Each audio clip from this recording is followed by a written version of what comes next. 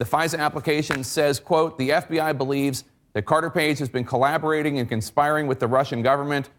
There is probable cause that such activities involve or are about to involve violations of the criminal statutes of the United States. The document accuses you of being a, quote, agent of a foreign power.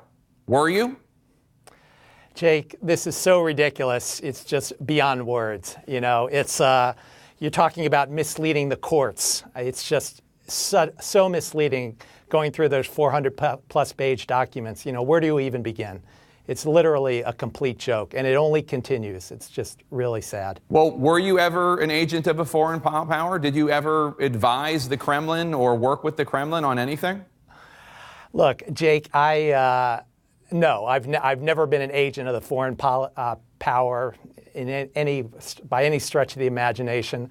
You know, I may have, back in the G20 when they were getting ready to do that in St. Petersburg, I might have participated in a few meetings that a lot of people, including people from the Obama administration, were sitting in on in Geneva, Paris, et cetera. But I've never been anywhere near what's being described herein. But so you have advised the Kremlin in the past. That was 2013, that G20 meeting, I believe. Look, there were experts from around the world talking about energy issues, and I was one of countless myself and a lot of academics and business people who were involved in these various discussion sessions, but it was nothing. But you did advise the Kremlin. I mean, I just want to make it clear. You did advise the Kremlin back in 2013 or 2012, somewhere in there.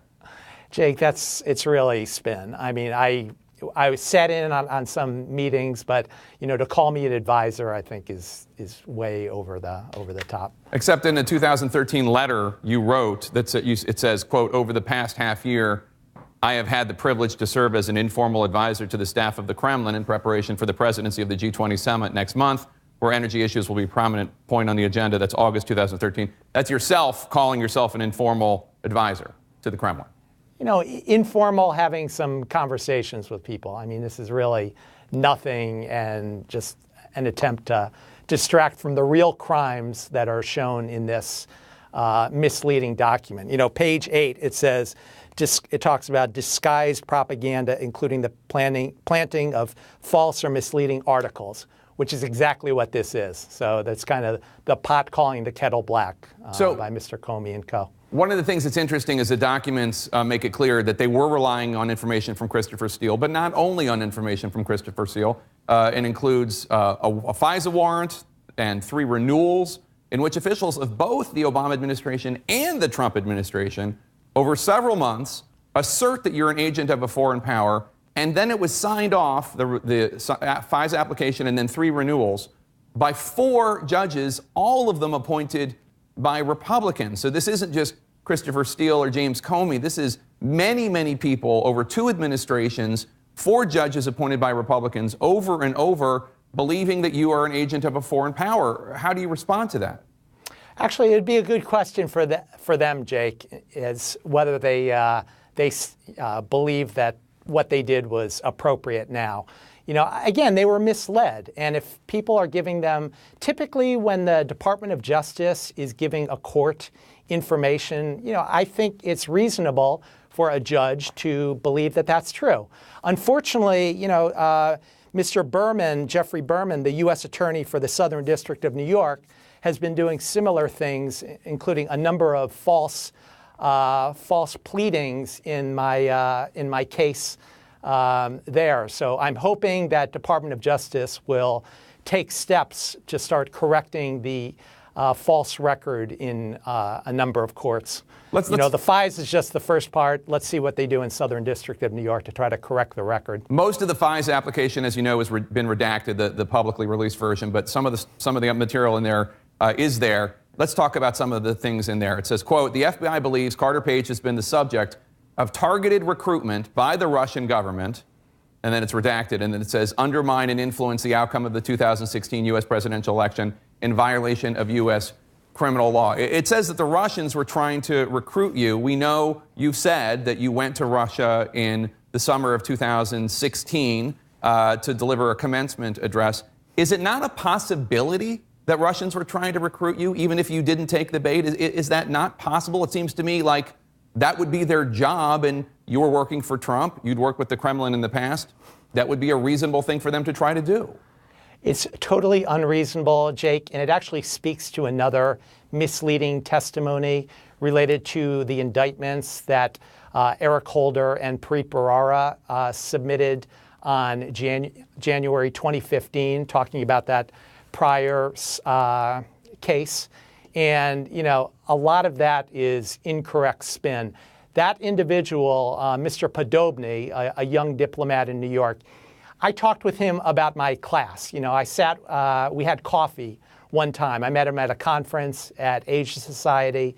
We met once for coffee, and I gave him some of my class notes, you know, that my students at New York University were looking at. And it was in one ear and out the other. He never asked me to do anything. I mean, it's just so preposterous. Well, let me ask you, you keep saying this is spin, but if you could just directly answer the questions, it would be great. Sure. It says the application also says that you, quote, established relationships with Russian government officials, including Russian intelligence officers. You're telling me that they pulled that out of thin air? You have no relationships with Russian government officials? You've already told me and this audience that you were an informal advisor to the Kremlin in 2013. You have relationships with Russian government officials, right? Well, let's see what they're referring to specifically. You know, as you correctly noted, there's a ton of information that's blacked out. If you read Mr. Clapper and Co.'s DNI report of January 6, 2017, there's a big, long section in there about how RT and Sputnik, you know, these Russian propaganda agencies allegedly were influencing the elections. I mean, now we know that through these documents that the defamatory article of September 23rd, 2016, was used as a central source of this. So really, you know, again, it's another situation of the pot calling the kettle black. And the fact that you have this $500 million plus a year organization, Broadcasting Board of Governors, funding this ridiculous smear campaign. But Carter, you didn't answer. I mean, you have relationships with Russian government officials, true? Yes? Well, let's see what they're talking about. You know, I'm just asking you a straight question. Do you have relationships with Russian government officials? I can tell you I don't. But then again, you lived in Russia, you're an academic, you've worked in energy in Russia, you went there in 2016 to speak at a commencement address. Do you have relationships with Russian government officials? Well, the main one that they're focusing on, Jake, if you read through the full 400 plus pages, I did. Are these Mr. Sechin and Mr. Devyakin. Yeah. Both of whom I've never met, spoke with, communicated with in my entire life. You've never spoken, just to make sure the people at home understand, the application says that you spoke with Igor Sechin, who's the president of a Russian energy company and a close associate of Vladimir Putin, and it charges that you two discussed in 2016, quote, prospects for an associated move to lift Ukraine-related Western sanctions against Russia. So you're saying you've never in your life spoken with Igor Sechin? Never in my life. And, you know, it's really sad. We're talking about election influence campaigns, Jake.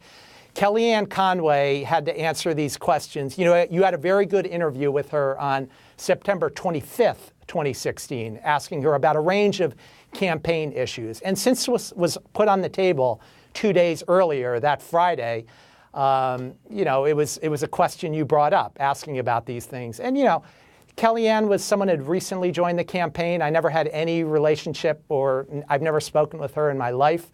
So, I mean, it's just real misinformation. And, you know, you were very fair in terms of asking the questions, but it really put her on the spot. And it is just really a sad state of affairs with this election interference campaign by the Democrats. You still haven't answered my question about whether you have any relationship with any Russian government officials. You've said that you do not have one with Igor Sechin, and you do not have one. You've never spoken with Devyakin, who is a Russian internal affairs officer, who the FISA document says that Devyakin told you that the Kremlin had compromising material related to Hillary Clinton. You're denying that that happened too?